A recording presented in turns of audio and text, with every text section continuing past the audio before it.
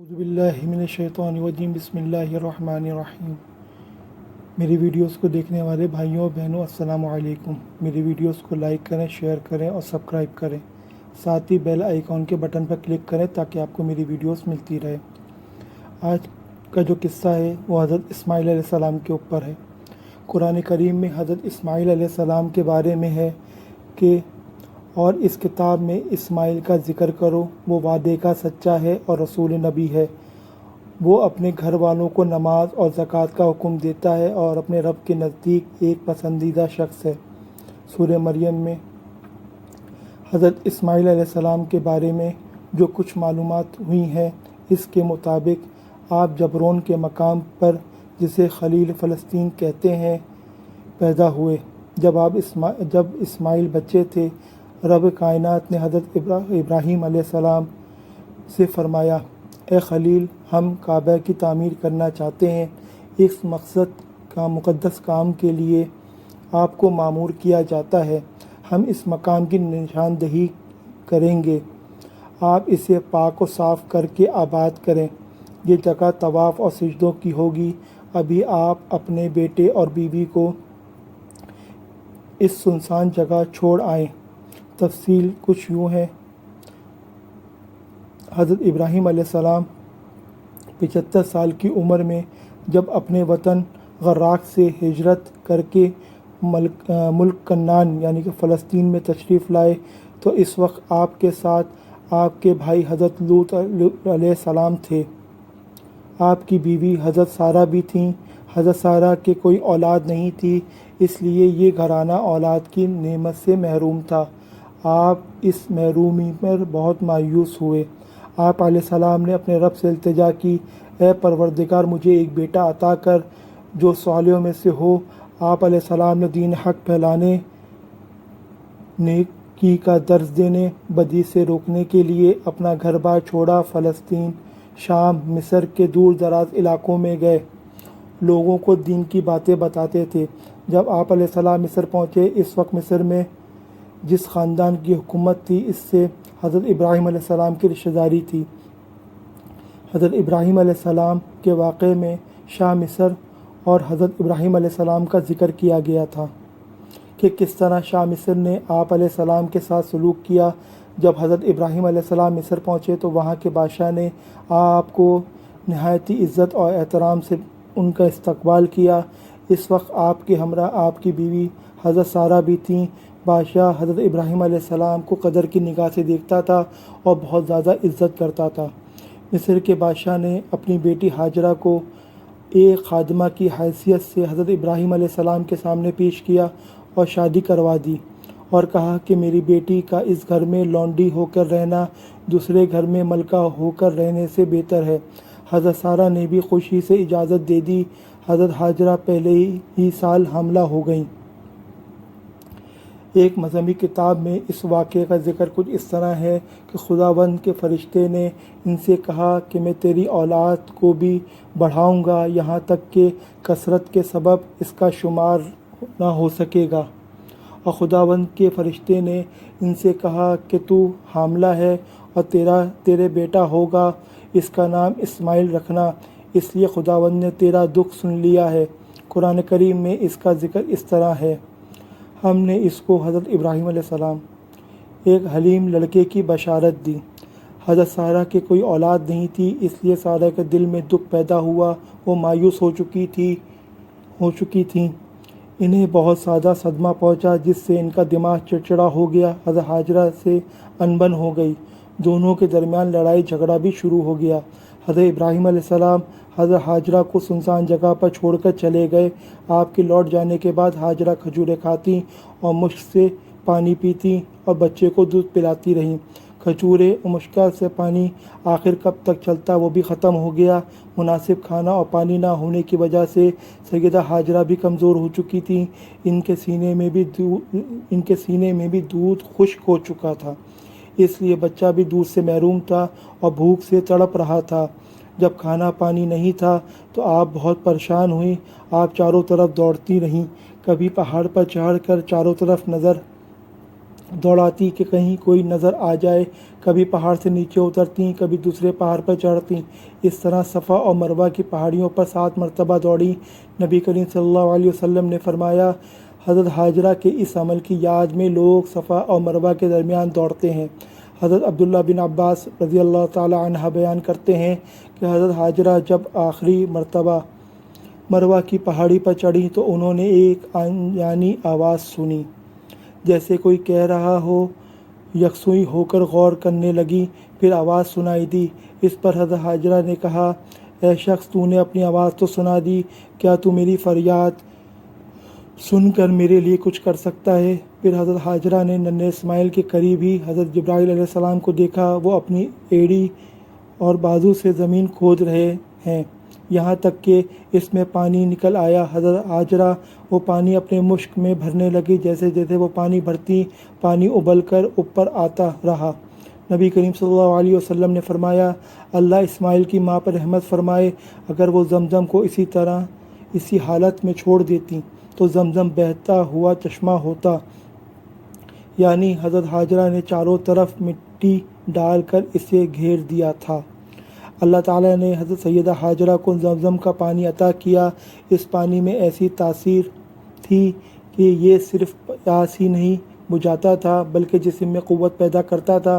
حضرت ابن عباس کی روایت ہے کہ ایک روز ان کے سامنے ایک فرشتے نے حاضر ہو کر کہا، یہاں اللہ کا گھر ہے جسے یہ بچہ اور اس کا باپ دونوں تعمیر کریں گے، اور اللہ اس گھر سے لوگوں کو ضائع نہیں کرے گا۔ حضرت حاجرہ اور ننھے اسماعیل کو رہتے ہوئے تھوڑا سا عرصہ گزرا تھا کہ قبلہ جرم کے کچھ لوگ مقام قضا کی طرف آئے اور مکے کے نشیبی علاقے میں ٹھہرے۔ ان لوگوں نے دور سے دیکھا کہ ایک پرندہ ایک جگہ پر چکرا رہا ہے۔ انہوں نے خیال کیا کہ پرندہ اسی جگہ پر چکراتا ہے جہاں پانی ہو۔ معلوم کرنے سے اس مقام پر اپنے 2 آدمی بھیجے۔ انہوں نے وہاں پانی دیکھا تو واپسی آ کر اپنے آدمیوں کو بتایا۔ انہیں پانی کی ضرورت تھی تو کچھ مشکل لے کر پانی لینے کے لیے پہنچے تو وہاں پر ایک عورت اور بچے کو سنسان جگہ پر پا کر بہت زیادہ حیرت زدہ ہوئے۔ انہوں نے سیدہ حاجرہ سے پانی طلب کیا، اس کے بدلے کھانے کے لیے بڑی مقدار میں کھجوریں پیش کی اور واپس چلے گئے۔ بنو جرم کے لوگ دوبارہ اس جگہ پر آئے، پانی لیا، بدلے میں کھجوروں کے علاوہ کچھ اور سامان دیا اور پھر واپسی لوٹ گئے۔ عرب کے دوسرے قبیلے بھی وہاں آتے، پانی لیتے، واپسی لوٹ جاتے۔ چنانچہ عرب کے لوگ خانہ بدوشوں کی زندگی گزارتے تھے، اس لیے وہاں آمد و رفت رہتی تھی۔ حضرت ابراہیم علیہ السلام سیدہ حاجرہ اور ننھے اسماعیل کو اس سنسان وادی میں چھوڑا تو وہ بے یار و مددگار تھی۔ انہیں ہر طرح کے مصائب اور خطرات کا سامنا کرنا پڑا، کوئی دلاسا دینے والا بھی نہیں تھا۔ تو اس وقت حضرت حاجرہ کو بشارت ہوئی، نہ خوف کرو، نہ غم کرو، اللہ تعالیٰ نے تمہیں ضائع کرے گا نہ بچے کو۔